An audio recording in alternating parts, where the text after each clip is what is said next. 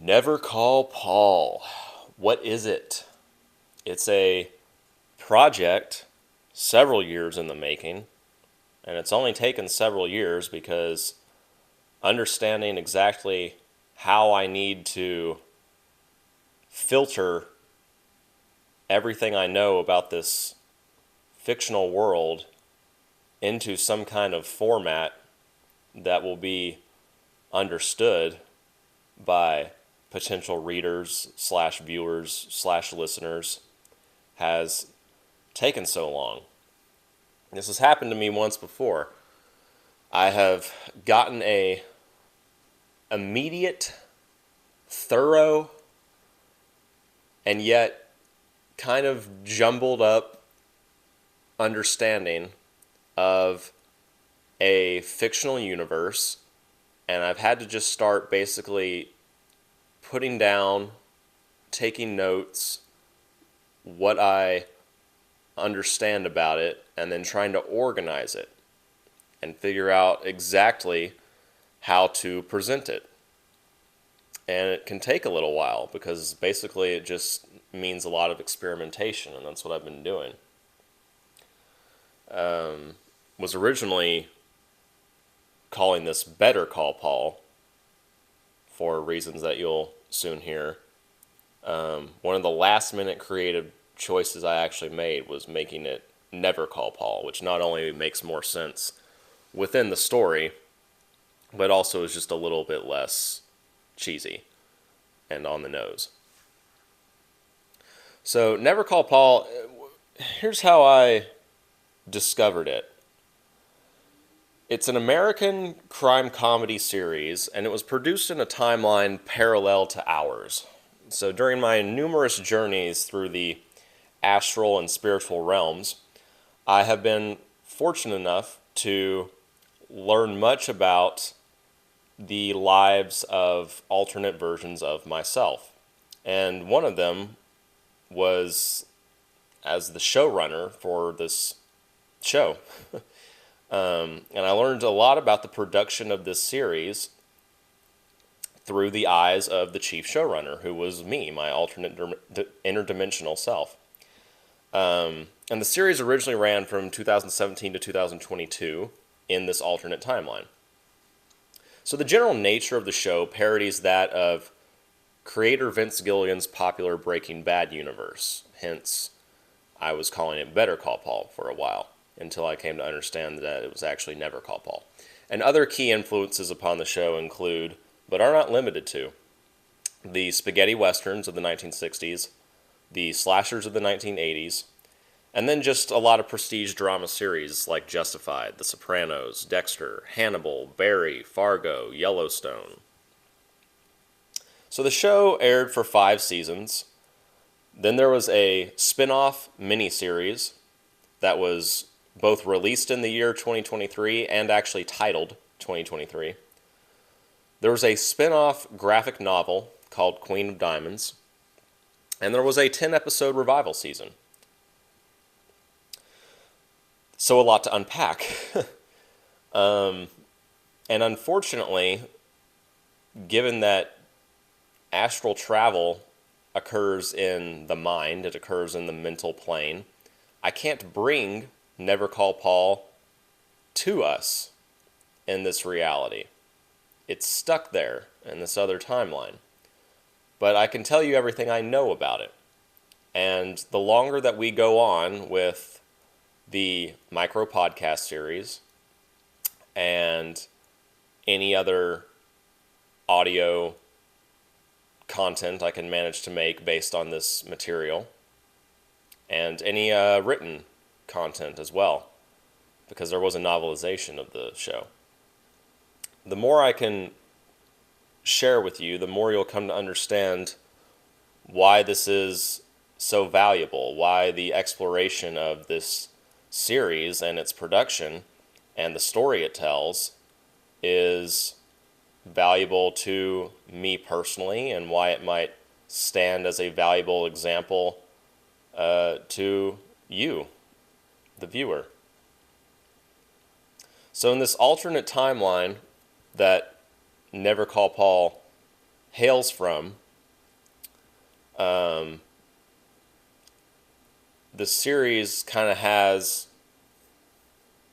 its own narrative journey in an outward sense, and then there's like a narrative journey, obviously, within the show, within the story. So I'll tell you about the plot summary first, and then I'll explain how that works how that works on the outside of the show. So there's 5 seasons, like I said. The show starts out as the Scream to Breaking Bad's Halloween. You know, that way that Scream kind of parodied the original Halloween, but then also there was still real stakes inside of the Scream franchise. It's not, scary movie. It's not another teen movie. It's not straight balls to the wall parody. You still care about the characters. So that's how the show began. Not pure over the top parody, but certainly not self-serious. It was real heavy on the low budget spaghetti western aesthetic. And the arc of season 1 is basically there's this chef running a small, locally owned taco shop in the middle of nowhere, New Mexico desert. And he's secretly a cannibal. And he basically starts killing people and cooking them. And he'll eat them, and then occasionally he will hide them in the tacos that he serves to customers. And there's a crew that he works with, and they clash with the cartel, and they clash with bounty hunters and the FBI and all sorts of things throughout the series. And there's a very surreal Lynchian quality to it, in the sense that, like, some things that happen completely unrealistic and make no sense at all, but you just are kind of meant to accept it. There's a sort of like purgatory vibe to the show.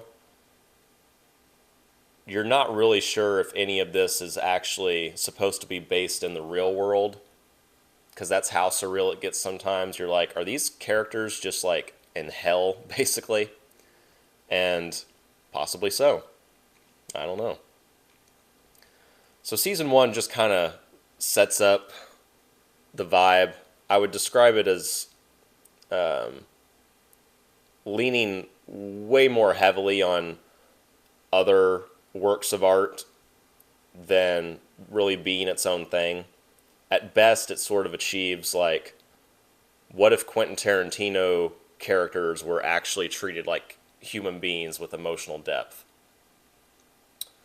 Season 2, this is the season that made the show popular. Chock full of classic moments between the characters, many of them improvised by the main cast, who were by then all close friends, both on and off the set. And critics and audiences alike really praised the perfecting of this show's unique creative voice, its cinematography, its action sequences. So basically, you build a little street cred with season 1.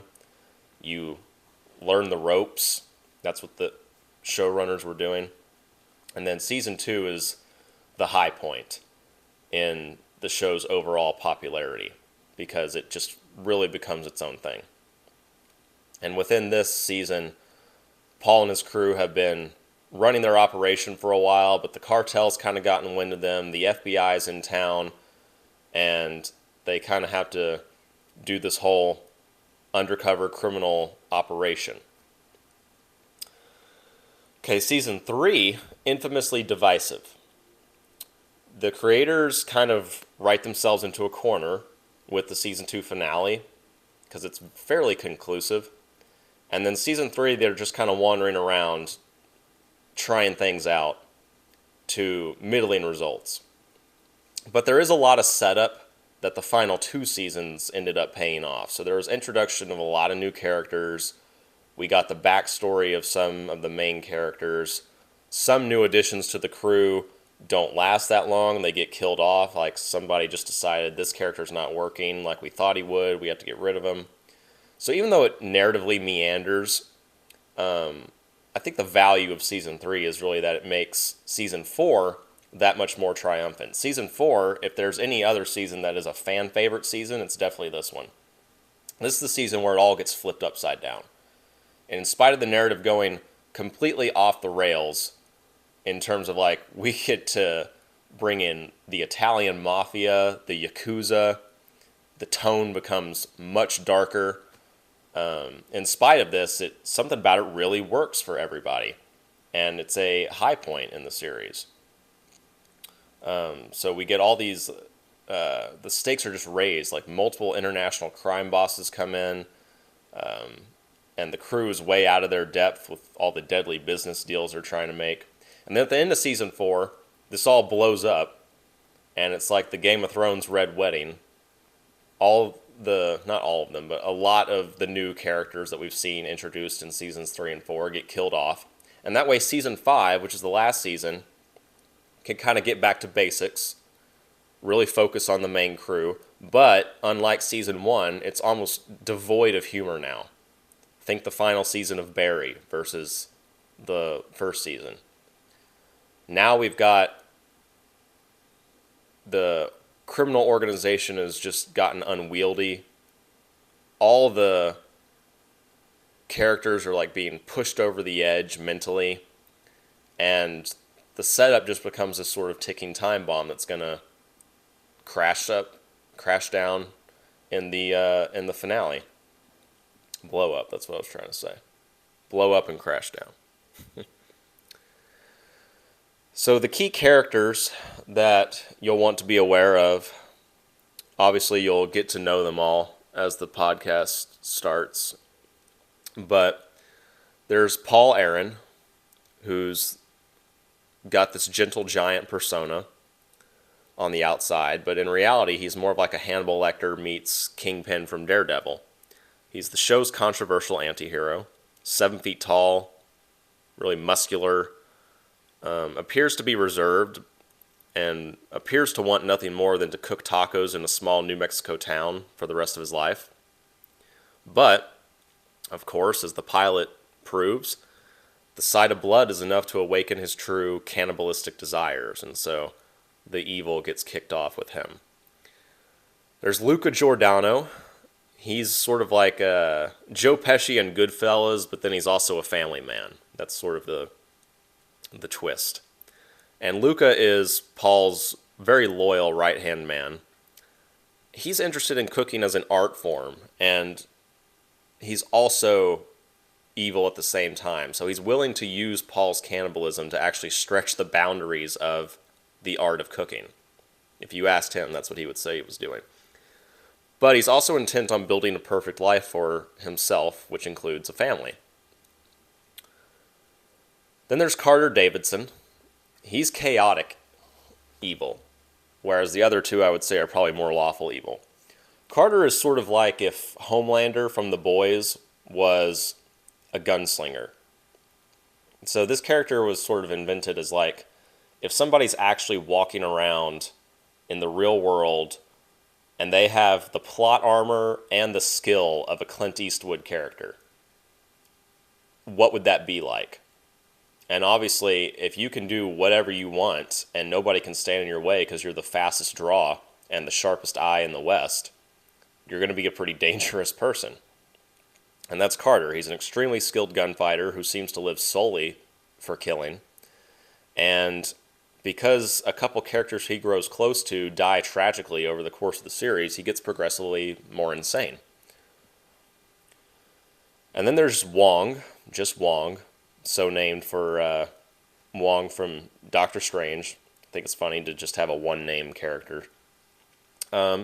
He's not evil so much as just like he goes along with everything. He's kind of the comedic relief, and very little is known about him. I wanted to have one character that was just kind of mysterious.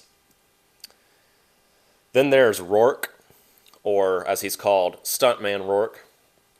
And he's a hotshot getaway driver. And he's actually added to the core cast midway through season 2. And he's the most competent, arguably, of the protagonists.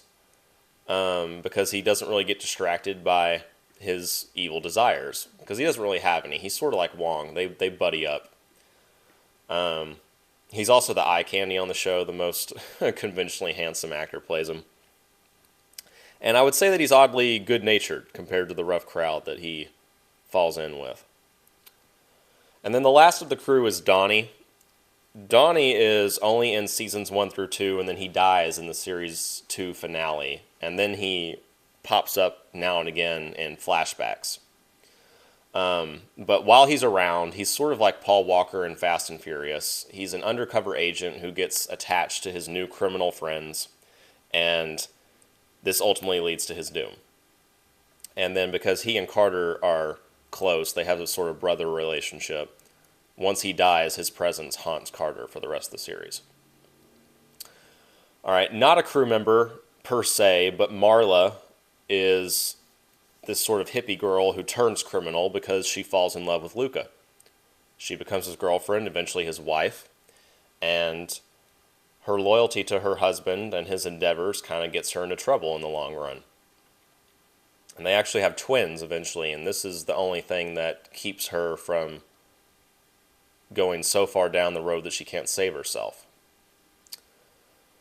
Also not a crew member, Agent Alan Spear of the FBI. He's Al Pacino in Heat, except that he's bad at his job.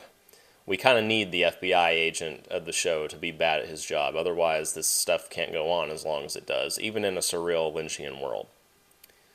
So he's tasked with locating the missing people in and around this small New Mexico town. But we find out he's got a sordid past with Carter, and he kind of makes a couple foolish, selfish decisions throughout the series. And so he sort of becomes inadvertently, significantly to blame for Paul's long-lasting success as a serial killer.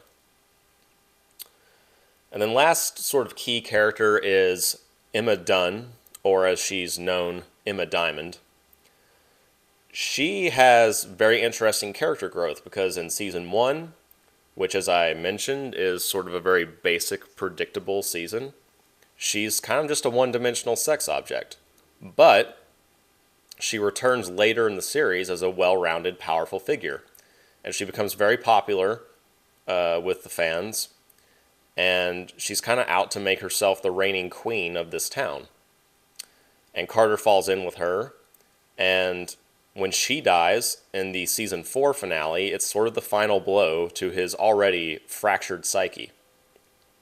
Now, even though she dies in the main canon, fans so loved her character that a graphic novel was actually made that explores an alternate universe in which she survives and succeeds in usurping Paul and the crew. And that's sort of its own very interesting tangent to explore, which we will do. And then there's some recurring characters throughout the series. There's a couple bounty hunters, a Sicario, a vigilante, and a mercenary who has a tendency to show off, and so he's nicknamed the Peacock. Luca's father, Luca Giordano Sr., is sort of this cheery, clueless guy who pops in now and again. Luca's also got a cousin who comes up for a while, a shifty contact with the Italian mafia. Agent Spear, the FBI agent, has this unnamed assistant who has absolutely no arc to speak of, but he's in the background a lot. Roger Pierce and Jack Chang are two additions to the crew in Season 3 who also die in Season 3. They're the characters that apparently somebody running the show just decided, this isn't working. There's various cartel leaders and mafia leaders that are the main villains of each season. There's an incompetent sheriff, a bumbling, jolly mayor. The concierge of the hotel across the street from the taco shop pops up now and again. Most of these characters don't have arcs, really, but they are certainly used as key narrative tools to further the arcs of the main characters. So, seasons 2 and 4, most popular. Season 5, just right below it. By the time we get to Season 5, Never Call Paul is a show that has reached the status of the shows that it was actually setting out to parody originally. It's just as good as these shows. And that's the cool thing about it, is watching the journey of quality rise and the tone change from kind of goofy to dramatic and intense in the way that like Red versus Blue did, if you've ever watched that. So season 1 and season 3 definitely on the lower end of the popularity. But this show is, of course, crime, western, dark comedy, drama, rated TVMA, as you would probably expect. And again, you're going to learn as we go on why this world has become so significant to me. But we're starting with a little micro podcast series, and then I'm hoping to somehow transfer from this alternate timeline more knowledge to you about the production of the series. Definitely going to transfer the novelization of the show, because that's probably the most complete way that you can understand the story. Hopefully we'll find a way to translate the graphic novel spin-off. And yeah, so all of that is coming.